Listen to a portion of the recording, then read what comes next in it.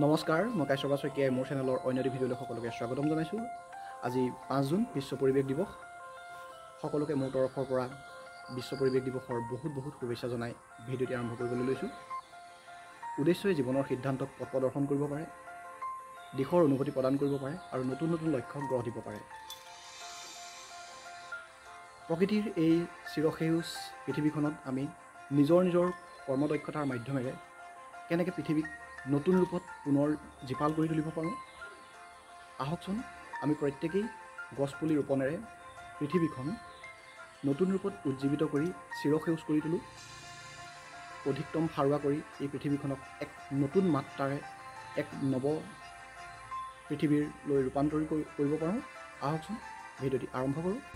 নমস্কাৰ, আজি 5 জুন তাৰিখে বিশ্ব পৰিৱেশ দিৱস উপলক্ষে কাশ্যপ শইকীয়াৰ এই চেনেলৰ যোগেদি সমূহ দৰ্শকলৈ আন্তৰিক শুভেচ্ছা জ্ঞাপন কৰিছোঁ।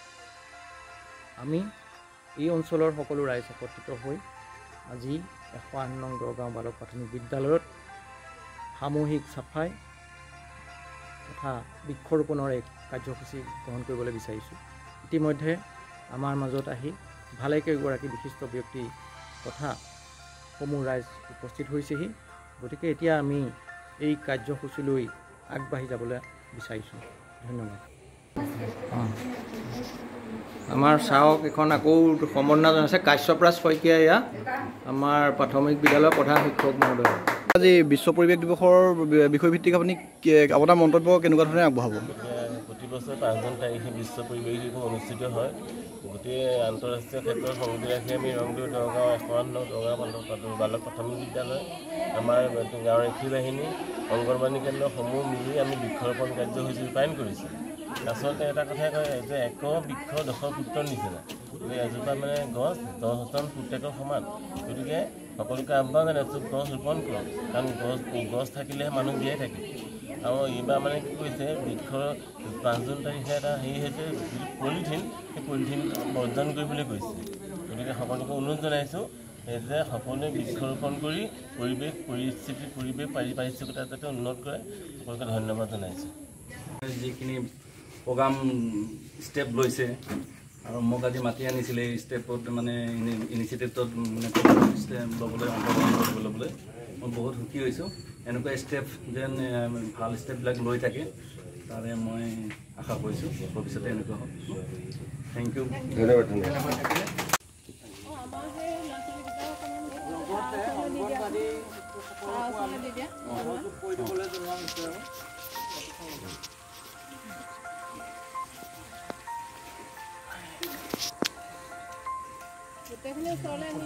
আজি এইখন গাঁৱত মই জন্ম আৰু এইখন গাঁৱত প্ৰকৃতি খুব সুন্দৰ কৰি তুলিব লাগে। গছে আমাক অকল বতাহেই নিদিয়ে, গছে মানে ফল মূল দিয়ে, গছে আমাক দৰৱ ঔষধ দিয়ে। গছে ঔষধ দিয়াটো বৰ ডাঙৰ কথা, আৰু গছ থাকিলেহে মানুহ জীয়াই থাকিব। সেইটো কথা ইতিমধ্যে আগতে এজন বক্তাই কৈ গৈছে। গতিকে আমি গছটো ৰোপণ কৰিলেই নহ'ব, তাক প্ৰতিপাল কৰিব লাগিব। আৰু বিশেষকৈ এতিয়া যোৱা দিনকেইটাত ক'ভিড আহি গ'ল, এতিয়া আকৌ ক'ভিডৰ আৰম্ভ হৈছে বুলি কোৱা শুনা পাইছোঁ। গতিকে আমি গছ থাকিলে সেই ক'ভিডটো নাইকিয়া হৈ যাব পাৰে হয়তো।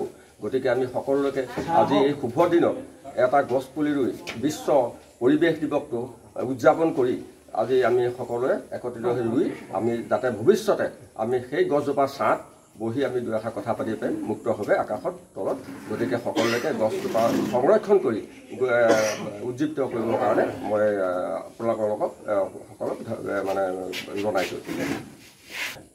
সকলোলৈকে পোনপ্ৰথমে আন্তৰিক শ্ৰদ্ধা আৰু কৃতজ্ঞতা জ্ঞাপন কৰিছোঁ। মোৰ প্ৰথমতেই কৃতজ্ঞতা জ্ঞাপন কৰিছোঁ আমাৰ বিষয়া মহোদয়, কাৰণ ইমান কৰ্মব্যস্ততাৰ মাজত আজি মহান কাৰ্যসূচীত উপস্থিত হৈ আমাৰ গাঁওৰক্ষী বাহিনী, 9 নং অংগনবাদী কেন্দ্ৰ, 108 নং দৰগাঁও বালক বিদ্যালয়ৰ সমূহ বিষয়ববীয়াসকলক উপকৃত কৰাৰ কাৰণে। আজি বিশ্ব পৰিৱেশ দিৱস সকলোৱে গম পায়। আন্তঃৰাষ্ট্ৰীয় পৰ্যায়ত প্ৰতি 5 জুন তাৰিখে বিশ্ব পৰিৱেশ দিৱস উদযাপন কৰা হয়। এনে কথাতে কয় যে এক বৃক্ষ 10 পুত্ৰ, অৰ্থাৎ এজোপা গছ 10জন পুত্ৰৰ সমান। গতিকে নিজৰ মাক বিশেষকৈ মাকৰ এজন পুতেকৰ প্ৰতি যিটো মৰম, তেনে 10জন পুতেকলৈ কিমান মৰম সেইটো তুলনা কৰিলে এজোপা গছৰ সমান হয়। সেইকাৰণে আৰু এইবাৰ মানে এটা হেৰি দিছে যে মানে এটা বাৰ্তা দিছে যে আপোনালোকে পলিথিন জাতীয় বস্তুবিলাক বৰ্জন কৰিবলৈ কৈছে গতিকে কাৰণ পলিথিন জাতীয় বস্তুবিলাকে পৰিৱেশ দূষিত কৰিছে লগতে আশা কথা কৈছোঁ গছ থাকিলেহে মানুহ জীয়াই থাকিব গতিকে আমি যদি গছ কাটি পৰিৱেশ বিনষ্ট কৰোঁ তেতিয়াহ'লে আমি জীয়াই থাকিম যে এইটো আশাৰ সন্মুখীন সম্ভৱেই নহয় কাৰণ বৰ্তমান দেখিছে বানপানী হৈছে প্ৰাকৃতিক দুৰ্যোগ হৈছে প্ৰায় ১৫,৬০০খন গাঁৱতে বানপানী কবলত আছে কিন্তু পৰিৱেশটো মানে কিয় আজি খহনীয়া হ'বলৈ পাইছে কাৰণ মানুহে বেআইনীভাৱে গছ গছনিবিলাক কাটি দিছে সেইকাৰণে এজোপা গছ কাটিবলৈ চিন্তা কৰিব লাগিব সকলোকে অনুৰোধ জনাইছোঁ পৰিৱেশ দিৱসৰ লগত সংগতি ৰাখি আপোনালোকে প্ৰধানকৈ পলিথিন জাতীয় সামগ্ৰীবিলাক বৰ্জন কৰক ঘৰতে হওক বা যিকোনো ৰাজহুৱা অনুষ্ঠান প্ৰতিষ্ঠানত হওক দেখিলে জ্বলাই দিব পুনশ্চ সকলোলৈকে আন্তৰিক শ্ৰদ্ধা কৃতজ্ঞতা জ্ঞাপন কৰি আজিৰ মহান কাৰ্যসূচীটো পুনৰ সফলতা কামনা কৰি মোৰ চমু বক্তব্য সামৰি ধন্যবাদ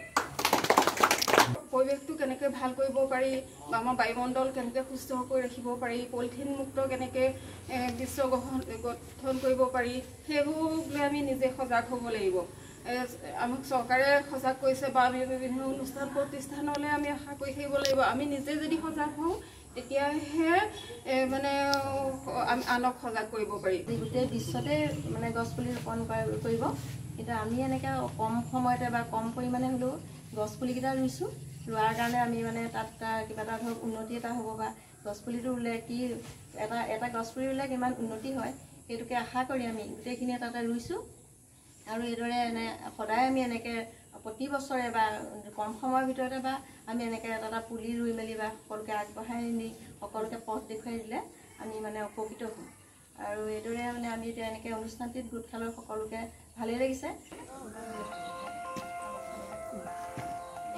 মই হৰি গোবিন্দ নাৰায়ণ কল্যাণ